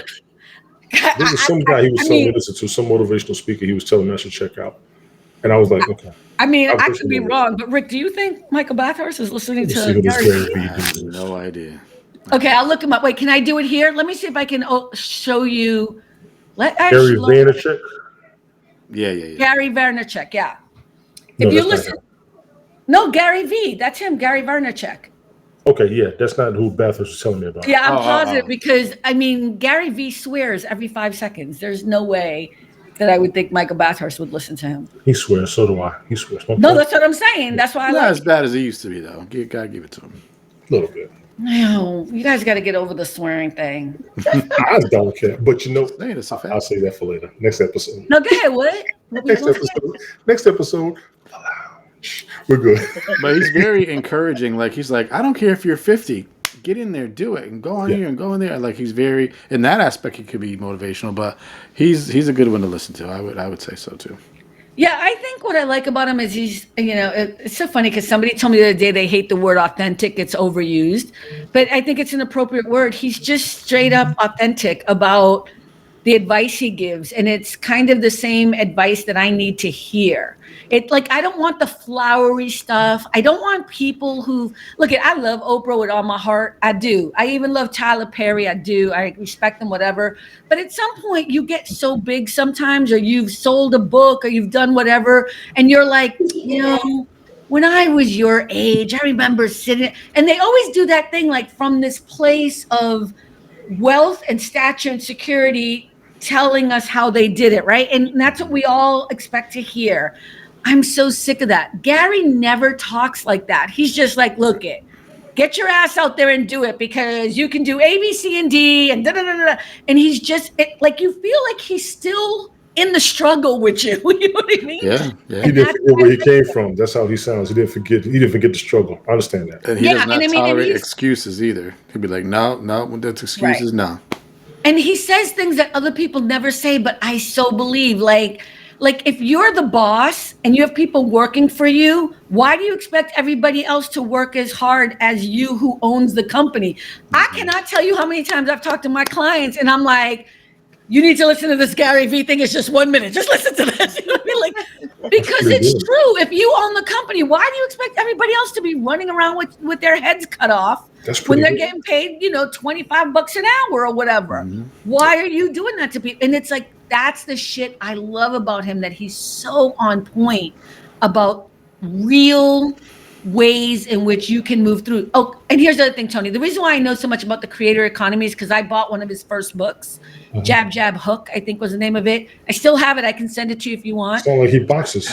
Yeah, no, he doesn't box. I mean, I don't know why. He loves football and he loves sports. So you might, I forgot about that. He loves the Jets, sports. right? He does. He wants to buy the Jets or something. That's like his big dream. Really? Yeah. Tell him we said hurry up. I don't know him personally. You sound like you do. I don't, but you know what? Everybody who listens to him loves him. Like, I don't know. I didn't know if Rick would like him, but Rick, I introduced you to him, right? I already had heard him before, but you definitely huh? You never give me no credit. You want me to lie? I told you to listen to him. But you did. But I had already listened to him because he from Bitcoin people. Oh, that's right. He's a Bitcoin guy too. Yeah, He's but got he's not afraid. Bitcoin. He's what? He's not afraid to tell you hard truths. Like if you come to him and say, "Well, this happened," blah blah. Well, he goes like, he'll just tell you, you know what your problem is, blah blah blah blah, and he'll just tell you straight up. He don't care if you cry. Sounds about like somebody I know. But Tony, he's into Bitcoin. I'm into Ethereum, but thank you. Whatever. He's into whatever. He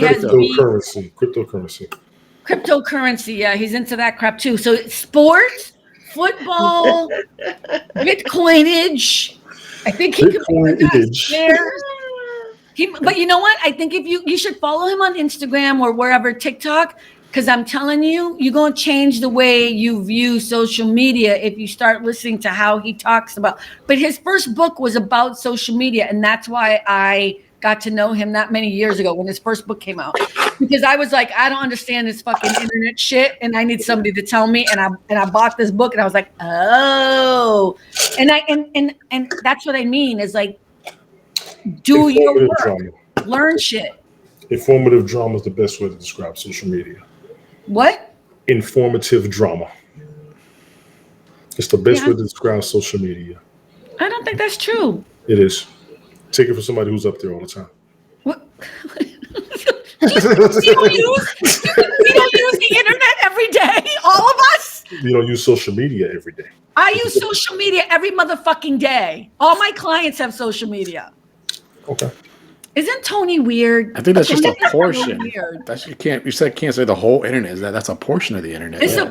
That's why I'm telling you to listen to Gary Vee, because I think you're going to learn something different about the internet. That's what I'm saying. All you people on Haps have this vision of what you're able to do. Let him drink his peach. Let him drink his peach schnapps in peace. Right? Oh! I didn't even. That's Rick. That's the Christian man over there dissing. This is just Pepsi. I haven't even poured any liquor into this. I haven't poured any liquor in this. This is just soda. Sure, I believe you. I'll tell you when I'm drinking. Don't play. So Cynthia, what about you? How you doing, girl? What you drinking? Just kidding. Apple juice. Apple juice? I can't drink apple juice. It always bloats me. I know. I'm just drinking water, but I don't like. I'm trying not to. Somebody told me to stop advertising, but of course I just did it. Products on my live streams. See, I have people who are always helping me. They're like, stop advertising things. Don't have anything with logos on. Don't advertise things that you're not getting paid for. And I'm like, okay. No, what's going to happen if you do? No, they're just saying you want people to come to you. Like you don't want to advertise things for free if you don't need to. So when you're accidentally, you're doing Crystal Geyser, what if somebody from Arrowhead was like, oh, you know what? She would be great, but she already has a deal with Crystal Geyser. No, I don't. You know what I mean? So it's kind of an interesting, I don't know what that is. This is my Crown Royal Golden Apple bag. Oh, jeez. Oh my God. Your peach schnapps. Now it's green apple schnapps. But yeah, I like that's kind of the stuff, the little things that people will let me know about. Like some of the people that I work with who are PR people, but they're PR people for celebrities. But they'll say things like, don't do this, don't do that, whatever. Like, and I asked one of them because somebody's, because people had brought up my swearing. They were like, Carmen, your swearing is awesome. They were like, people are going to like you because you're doing controversial stuff and you're swearing or whatever. It's like, that's the difference between the internet and Hollywood. So when I broadcast, I should put everything in a mug, so that way you can't tell what it is. It helps. What's with your mug? I'm saying your mug your thing? Instead of lifting up and just drinking, and you can see what this is. If I put it in a mug, you ain't gonna know what it is. That's what. Well, that's why I always do this. That's why I always have a cup. And yesterday, remember, I had the California Sun, which is a magazine.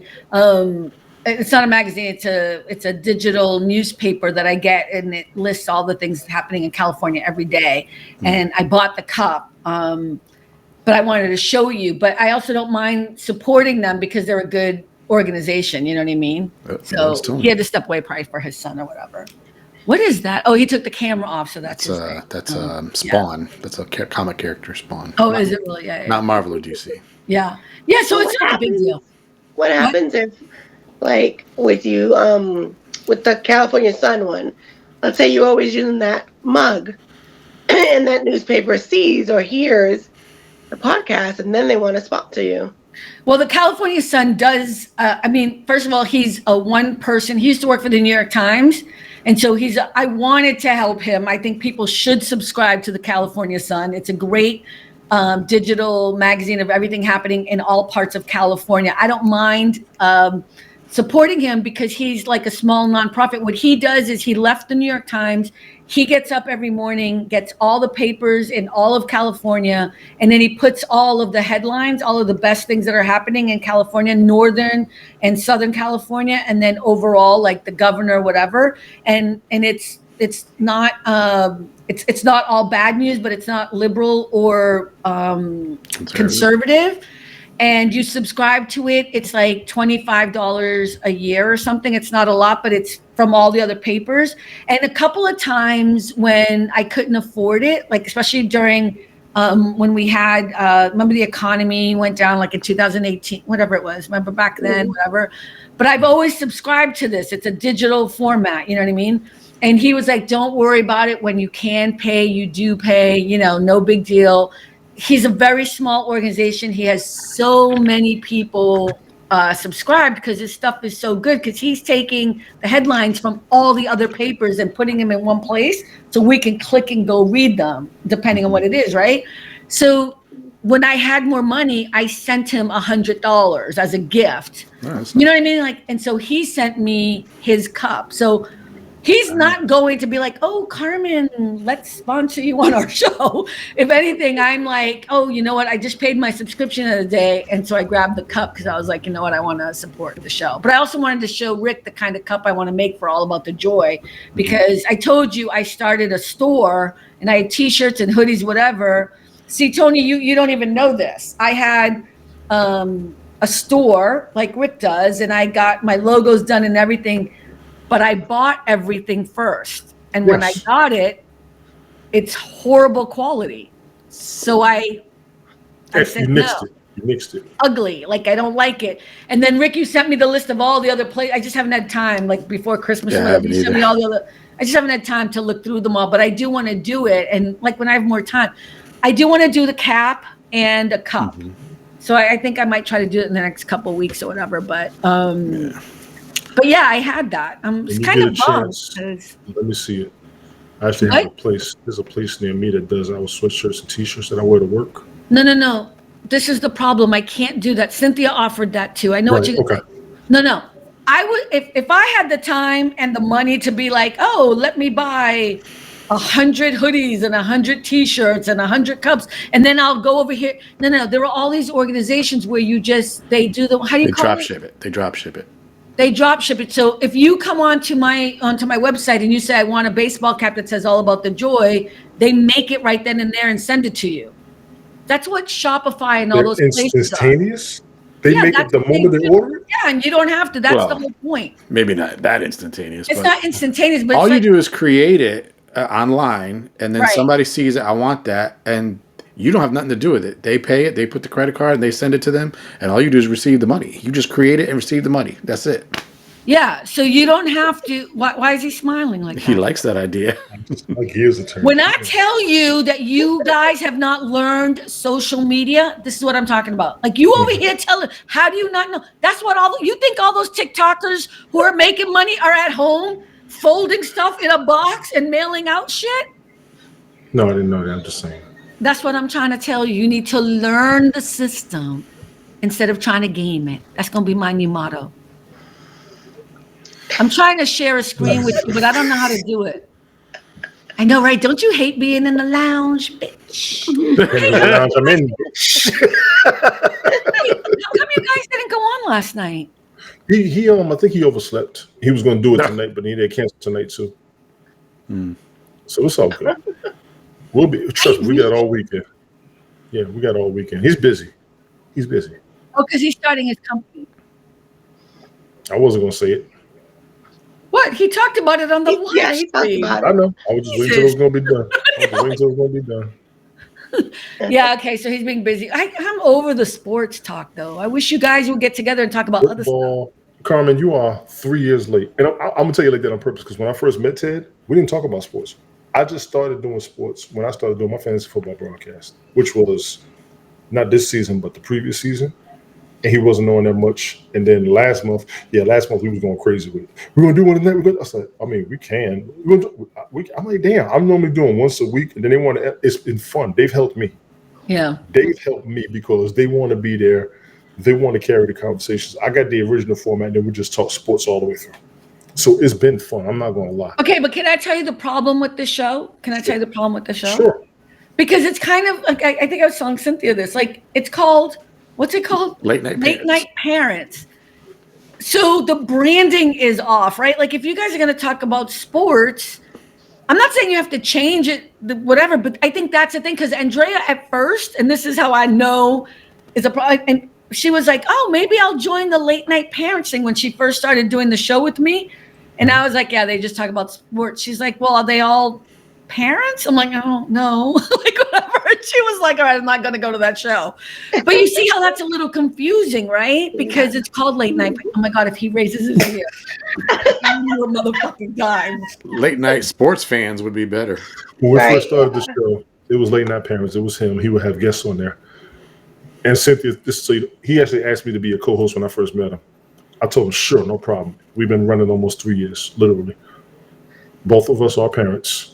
If you brought somebody else on, they were normally a parent. Brian isn't a parent. All the other guys, I think there's only been 2 guys that he's What about broadcasted. Tim, the fine man? Is he a parent? All the other guys that we talked to, I believe have. I know he's married, but do they have children? That man is pretty. He's pretty. I just had a vision of him. So everything you said. We need you to move on, like you told me. I'm sorry. You're right. Let me be respectful. Stay in controversy. No, honestly, it was his podcast. I came on. Most people that he have on there are parents. The sports talk started when he's actually trying to help me and JoJo push the live streams that we do, in my opinion. We've had fun. All of us are in the leagues together. I originally planned mine to be me and Brian. Brian's schedule changed. Who was also pushing JoJo to do his own thing. So he started doing his combat sports. And people love his stuff. Yeah. Let me tell you, JoJo's my favorite out of you guys. I'm not trying to be rude. That's because you're tired of us. I'm not falling for that. I'm not tired of you guys. I'm just saying, because because this is the thing. He has a rhythm. Yes. And Cynthia, I don't know if you've ever listened to JoJo, but I had to have a full-on conversation with. I'm like, are you Latino? Because there's like a little. He's like, no, man, I just grew up in Brooklyn and like around a lot of Latinos. This is how you know. You don't listen. He's from the Bronx now. Oh, Bronx. I'm sorry, but the way he said it, I was like, Bronx. It don't matter. The whole point is he is Latin. Like he can come to our cookout. You know what I mean? Like he can come to our cookout because he's so. Like there is just something rhythmic about his voice. I think JoJo's badass. I really like him, and I don't care about wrestling, but I will listen to him and Tim. Well, he's not doing wrestling. He does. Say it, Tim. I'm gonna say UFC. He does UFC. I don't listen to that. I'm just kidding. I was just trying to get you jealous, but clearly you don't give a fuck. You're like whatever. She said, clearly you don't give a fuck. You don't give a shit because it went like this. Shoom. It was so funny. But no, I think UFC. It's been fun because it's helped push mine. It's helped push Ted's. Because when we all get there, we already know we're going to be a minute. Because Ted used to do just 30 minutes and that was it. We done. Yeah. I was like, cool. Because I can take it down. Get up and do we're almost an hour, 30 minutes. I forgot. Time flies when you have fun. Trying to be quiet when I know your time. But no. We're in a lounge. Get it all out. I will say one thing, though. Tony has always been a person that is very well liked. People, they would rally around him all the time. They called him the mayor of Habs. So it's like, I know. But to me, it's like with all that, what is stopping him from being consistency? More? Yeah. Consistency, branding. Let me tell you, knowing what his skills are, knowing what he's good at, knowing what he brings to the table. He doesn't know that. He does not know. He says he knows, but he does not know. No, you do not. And a fucking mic would help. If you'd get a fucking mic, people would like you more. You owe me $100, so buy a goddamn mic. You owe me $100. I've witnessed. I never come to California. Stop doing. That's not helping. It's not even working, dude. Like you keep doing that. Like that's like you could talk into this. Working. I will unplug this bad boy. It's not working because when you went like this, you got really louder. You got really loud when you talk like this. You need a mic. Okay. You owe me $100. We'll send you a link to a mic. You know, Rick, can you send him a link to a mic? I don't know. I don't need it. Yeah, you need to buy a mic. I'm telling you, that would help so much because it is whatever Timber? it is. It is your voice too. You have a baritone, whatever voice, and then you're also low. You talk very low, so. But I do think it's branding. I think it's about consistency. It's not about multiple places. It's about like here's the thing. Whether you like my show or not, when am I on? Thursday nights. Mm-hmm. When am I on? At what time? 9 o'clock. Most people. You are 6 Pacific time. Right. What?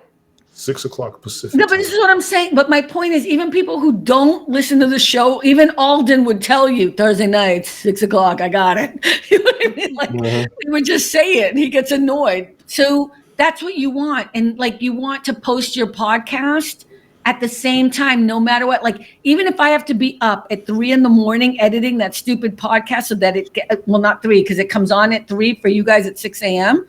on the East Coast. So I have to post it by 3 a.m. Even I make sure it's on there because I know that there's like 4 people for whatever reason that listen to that damn thing on Sunday. Because I go look and it's like 4 people have already downloaded it. Just 4 so I'm like, I'm not gonna lose those ones. Yes. And then during the week, I don't know when people listen to it, but I can tell that one. You know? Go ahead, you good. Sorry, no. He's so cute. This is not working. He's not paying attention. I am paying You could do attention. this all day long. This is not working. I don't want to be loud around here. I'm trying to. No, it's not about you being loud. It's see, like now you're close. We can hear you. This microphone on here is not working. It's whatever other microphone you have. That's what's working. Right. Like I'm not being super loud. You just think I'm loud because you can hear me because I actually own a mic. How about now? Is this better? No. Cynthia, what are you using? Just my phone. And your phone works have an well. iPhone? Oh yeah, he's not on the phone. He's No, on I his have laptop. a Galaxy. Android. Oh, that's right. Yeah, we're Android people. Yeah. We have the better phone. I have to buy have the an new extra phone. mic though. I could send it to you, Tony. I'm sorry. She has an extra mic. I have an extra mic. I can send it to you. We'll work out a deal sometime, so don't worry. Here's, you know what? I do think it would matter. I do think it matters. It would be so much easier to hear you, and also for editing and the other side. But I think you should get consistent on a regular day, whatever it is, one show, no matter what, you're going to be there. Start your branding. You know, what about you, Rick? Have we come up with your elevator pitch yet?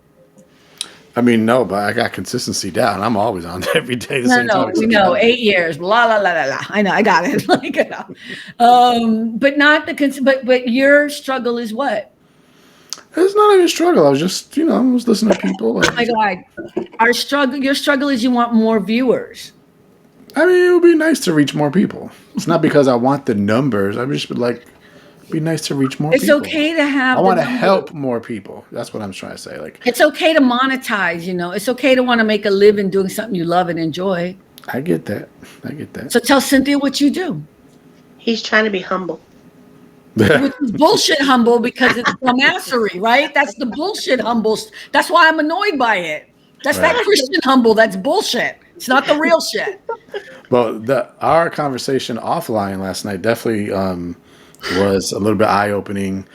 I mean, it was for you because you said so, Carmen, but it was also for me. What did I say? Why are you throwing what did I say? Don't because but I would sorry, we're going to use this word again. on Periscope, people would say, like, see, you're different. You're not like I thought. Like, you think differently. You believe differently. And you're not what I expected. Atheists would even tell me that. And atheists would literally watch with me. I'm like, wow. So, I don't know. No, I'm trying to say, but. Wait, Carmen, did you send him the video I sent you? What video did you send me? What? The one last On night? TikTok? Yeah. What, the Latina woman? Yeah. I didn't. Why would I send it? Why didn't you send it to him? Because I don't have his information. Oh my God, it's Yeah, really you do. No, I'm just kidding. Like, We're in the same email thing. No, it's a TikTok. She wanted to send you a TikTok. I just thought it was funny. So it's a Puerto Rican woman who is doing a conference. She's preaching. She's reading the Bible, but she's talking to people and saying how people think people who read the Bible are Wait, can boring. I just do it here? Let's see if I can do it here. Oh yeah. Okay, wait. How do I do it? I do TikTok. Oh my God, I felt like there was a like a snake or something here in my house. Like, what's That going was on? me unplugging my phone from Mr. Stephen. That's okay. I'm gonna try to see if I can do this. I don't know. You guys are gonna be able to see everything. Okay, wait. All right, I have it. Now, how do I do this? I do. How are you doing it? Share Entire screen. screen, or are you doing it by the tab? Nope. I got it. Share. Can you see it? No. Oh, wait. 1 second. You're gonna see all my messages. Okay, see, now I see it. Cynthia, can you see it now? Yes. Wait, Cynthia wrote some nasty stuff. Let's see that juicy stuff. No, yeah. Wait, why can't I see the videos now? you probably have to hit play to make it. Yeah, there you go. Oh my God, these are from 2021. Oh my God, why did it do that? Ay Dios. Wait, where do I see the most recent one? I'm confusion. You gotta scroll all the way down. Yeah, like down? all the way to like the end, basically. Yeah. But you know, when I just looked it up, it was right there. And then when I put it on here, it went to, oh my Lord. You know what I mean? Like it went to the top. Can you put the mouse on that thing and just drag it down? It'd be a lot faster if you could. I can't see. Oh, there it is. Oh my God. I couldn't There see. you go. Okay. Oh, and we have Gary V here too, because I sent her some Gary V. There you go. There it Here goes. it is. All right. I don't know. Can you see it big enough? I'm Yeah. Mexican. You know what Mexican is? Mexican. Like when you're Mexican and Puerto Rican. Wepa, okay? So how I read the Bible, this is my first time to live church, so I know I might be a little crazy to some, but let me invite you into my crazy. I would go to my grandmother's house, my Puerto Rican grandmother's house, and she would serve me a cup of coffee and would sit there and watch her shows. I was 6 drinking coffee and watching soap operas, okay?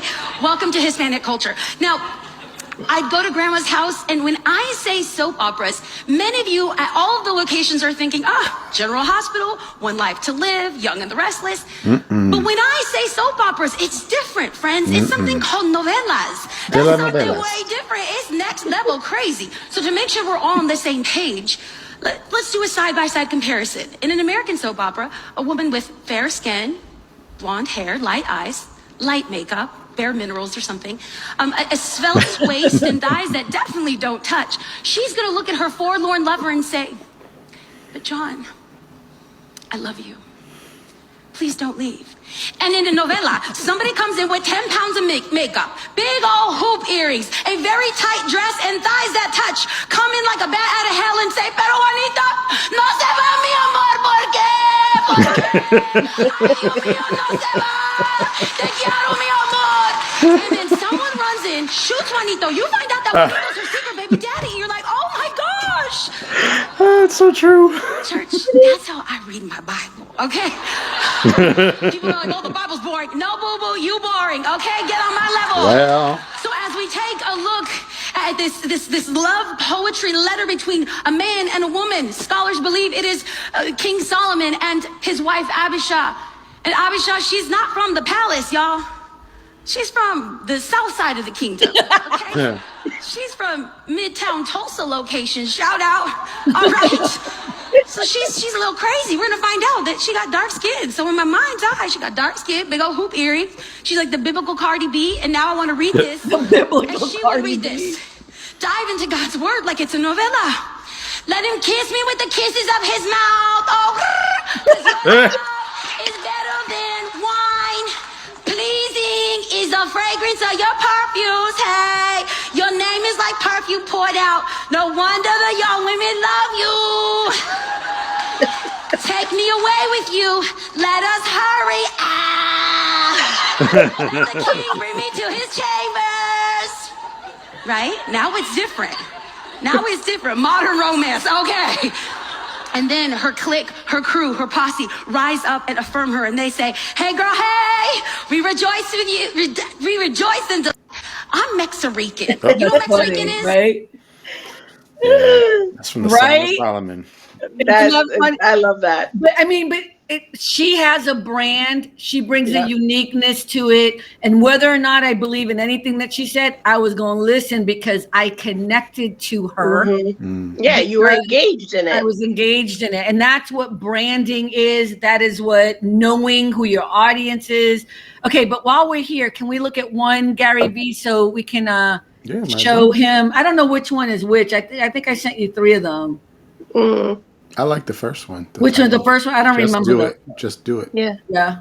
Okay. Somebody's listening to this podcast right now, and I promise you, her number one challenge is not expanding her world enough, worrying about the judgment of people when you walk into new environments. That's every one of our challenges. You know, street kid from Detroit, you should go to the fucking US Open tennis tournament and get some different flavor. Like, it's it. It's the game. Because then the other thing is, when you grow up in adversity, it's the foundation of your success. You already know what losing tastes like. You're not scared of it. And you're crafty. When you grow up in a jungle, you know there's animals around the corner. Absolutely. You grow up in a zoo, you don't. Somebody's listening to this podcast right now, and I promise you, her number one challenge is not expanding her world enough. Yeah, that's it. That's him. That's him. Yeah. For Tony. Yeah. Yeah. Anyways, but Tony, you've never heard of Gary Vee. Okay. You should follow him. I think you would like him. And he's a big sports guy with your Bitcoin and your crap shit. And but Rick, I think that's a great example, of kind of what I think you need to do. Not that you need to talk about November. Don't act like Cardi B or nothing, but that was so and you know what, the way I think I told you today, Rick, what bothers me about your show, and I know that you're on a gray line there a little bit, is some of the stuff you talk about. I know you believe it, but not the way in which it's being interpreted by people. But you're doing that because they need to hear the boring Christian Jesus lily white crap. Whereas the truth is, the reason why I get along with you is because I know that you don't believe that stuffage. Do you know what I mean? Like, not that you don't believe the Bible and stuff, but you see what I'm saying? Like, I couldn't have an honest conversation with you on the live stream about gay men or transgender or Latino or racism or the N-word or whatever, because I know it'll offend your listeners who I know watch and listen to our show.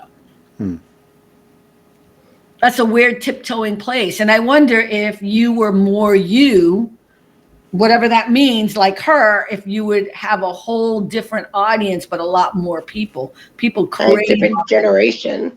Oh, different generation. Yeah. Say that again, expand. I love that. Because that's exactly what she's doing. She's, trying to get the younger generation to understand. So obviously they understand Cardi B.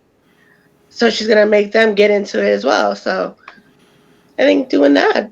Yeah, like maybe there's a little bit too much old-fashioned in you that is sticking to that old, I always say Catholic mode of Christianity that I think is complete bullshit, right? I do. Not in the way that, what's his name, those two crazy people, I won't say their names because I'm remembering that we're recording, but people on Haps who used to just be completely crazy about your Christianity, even though you ain't bothering nobody. You know what I mean? Yeah. And it's like, I think people crave authenticity. Mm-hmm. And no one can fight with authenticity. Mm-hmm. All right. I didn't realize we went this far. Tony's busy. Tony, what show you going on next? I've been quiet because I know your time frame. That's when I start getting quiet. My time frame? I was just having a good conversation. We were on last night for how long? Like almost 2 hours. It was crazy. And that's like, you know what? This is how we came up with this plan to kind of do this. is to just have a real Don't you feel better having a conversation like this? I enjoy doing this. I appreciate the invite. Honestly, I do appreciate the invite. I'm good with doing this. It doesn't bother me. I love doing these. No, I know you do, but I mean, without doing the live stream with the comments on the side. No, I look forward to the comments. I almost want to apologize to you because I was one of the guys like, you should do something and the audience helps and the audience matters. But if it's driving you crazy and this works better for you, I'm good with it. No, I'm going to do both. This is going to be like the after lounge kind of thing. I'm doing 3 things. This is the invite only kind of separate thing. No, we're always going to have the Thursday night show. This is just going to be I'm going to do this as the podcast though. I'm going to make this the audio because it's going to be so much easier. Because part of what happens with my audience, I don't know about your audience, but is when we have all the comments going on, then we have to turn around and I have to edit all those out because when you're listening to it, you don't understand that people are talking in the comment section unless we're like, and in the comment section, Brian just said, da, da, da, da, da. We have to edit, and I got that feedback from somebody else who listened to the show. Good. So you're listening to your audience and do that, please. It's a different audience. The podcast audience is different than the YouTube live stream audience. I get it. So if you got a way to do what you do and draw more people doing it a different way, you're kind of similarizing the two, but you're expanding it. Go with it. You know what I love that he does? He makes up words. Did you just say similarizing? What you just say? Similarizing, expanderize. Yeah. He reminds me of In Living Color. Remember when what's his name? Oh yeah. Philosophize. Talk like that. Sitting in jail. Oh, that is so good. I just had a little flash moment of that. Assalamu alaikum, my brother. So good. He was amazing. Jeez. That's Damon Wayans. He was. Let me just tell you, ever.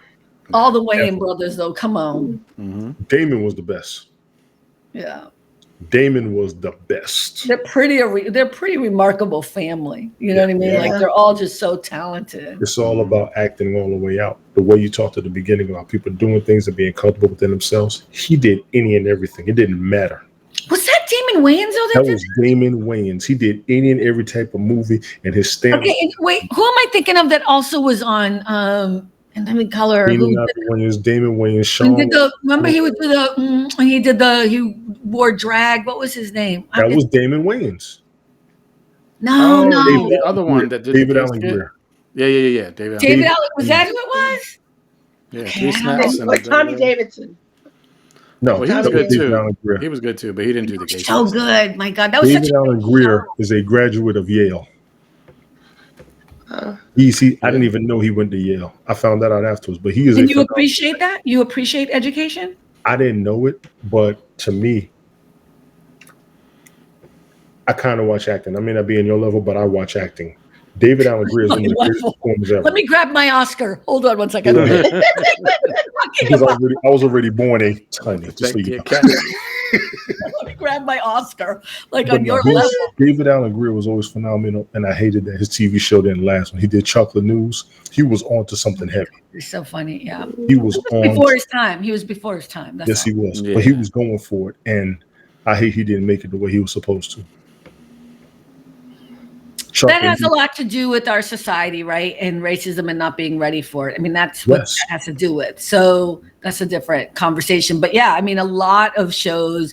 I mean, I just said, why didn't In Living Color last? I know I watched it religiously, but it didn't last because it was made by Black people and people of color. And it's just, but it is one, even if you watch any of it now, if you go on YouTube, it still holds up today because it's so funny. Mm-hmm. Yeah. No? They sponsor Bapak French. They plump when you cook them.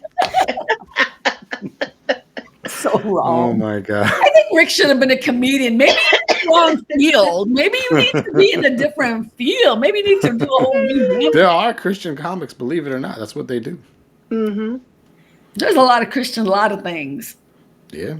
Yeah. No, I'm not saying, like, Tony thinks I'm being mean. I'm just saying it's I mean, I listened to a Christian rapper the other day. I sent it to you, Rick, like when that guy sent me this, that whole Christmas thing, the YouTube thing, the guy from Houston that I worked with, and I forwarded to you. And I watched it out of respect because he said it to me. He's somebody who works for one of my clients, and he's part of this huge, what's the name of it, Rick? Was it Lecrae? No, Rick knows the name of the church. No. Ed Young's church. I forgot the name of the church, but Ed Young. Whatever it is. So it's a big production. So I watched it, and there was like Christian rap in there, and they had all different. I was just shocked by it all, and I'm like, whoa, it's a whole other world, the whole Christian situation. Not in a disrespectful way. It's just not my thing, you know. They probably got a big bank loan too. Shoot, who you telling? Come on, that's a whole other conversation with. So, but okay, cool. So, thank you so much. I'm gonna stop. I mean, we can keep talking, but I'm gonna stop this because we're at 1:44. Okay, but it was good. It was fun, right? It was cool. It was cool. It was our first inauguration or whatever. So, but thank you for joining me on our first hangout in the private lounge of All About the Joy, right? Mm-hmm. That's kind of cool. Cynthia's like, never invite my ass again. Okay, good night, everybody. Bye. Good night. Thanks for stopping by All About the Joy. Be better and stay beautiful, folks. Have a sweet day.